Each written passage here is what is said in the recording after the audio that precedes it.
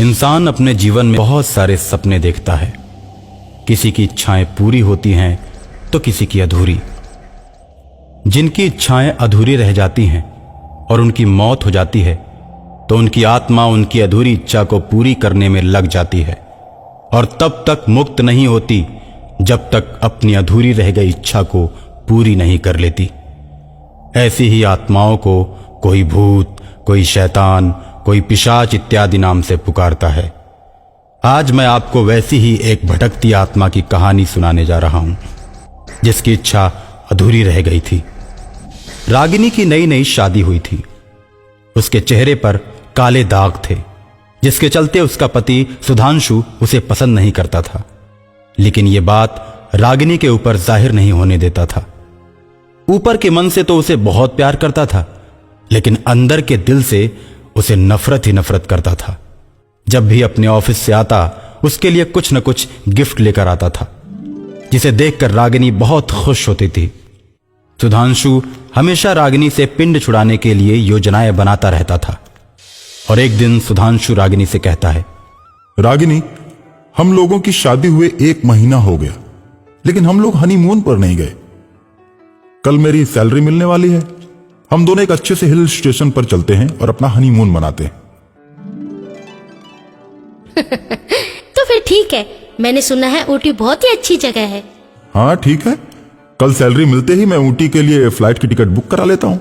हम लोग हनीमून पे एक अच्छे से होटल में कमरा बुक करेंगे और खूब मजे करेंगे। अगले दिन सुधांशु जाता है और अपने ऑफिस से सैलरी लेकर ऊटी की 2 टिकटें बुक कराता है और घर आकर रागिनी को टिकट दिखाते हुए कहता है, चलो रागिनी, टिकट को अच्छी तरह से रख दो। हम लोग परसों फ्लाइट पकड़ेंगे। कल मार्केट जाकर जरूरी सामानों की खरीदारी भी तो करनी है। अरे तुमको भूख लगी होगी, पहले खाना खा लो और आराम कर लो। रागिनी, तुम अपना भी खाना टेबल पर ही लगा लो। आज हम लोग साथ बैठकर खाना खाएंगे। मेरा तो मन करता है आज हम एक ही थाली में खाएं। ऐसा कहते हुए रागिनी रोटी का एक टुकड़ा तोड़ती है, उसमें सब्जी मिलाकर सुधांशु को खिलाती है। सुधांशु बड़े ही प्यार से रोटी खाता है और वो भी अपने हाथों से रोटी लेकर रागिनी को खिलाता है। दोनों पति पत्नी आपस में प्रेम भरी बातें करके सो जाते हैं और अगले दिन फ्लाइट पकड़कर ऊटी पहुंच जाते हैं और ऊटी पहुंचकर खूब मजे करते हैं। और रात के अंधेरे में सुधांशु रागिनी को लेकर बाहर आता है। रागिनी, वो देखो कितना सुंदर चांद निकला है। जिस तरह चांद में दाग होते हुए भी वो खूबसूरत दिख रहा है, वैसे ही तुम भी बहुत खूबसूरत लग रही हो। रागिनी बड़े ध्यान से चांद को देखने लगती है और तभी सुधांशु रागिनी का कत्ल कर देता है। धोखेबाज आशिक को फटी आंखों से निहारते हुए रागिनी दम तोड़ देती है। रागिनी को मारकर सुधांशु अपने ऑफिस की टाइपिस्ट रेखा के साथ हनीमून मनाता है और दोनों मिलकर लाश को गायब कर देते हैं।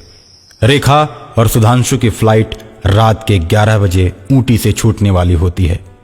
10 बजे वे होटल के कमरे से बाहर निकलते हैं और कुछ दूर जाते ही रागिनी की आत्मा उनके रास्ते में दीवार बनकर खड़ी हो जाती है। सुधांशु, मैं तुमसे बहुत प्यार करती हूँ और तुम मुझे छोड़कर नहीं जा सकते।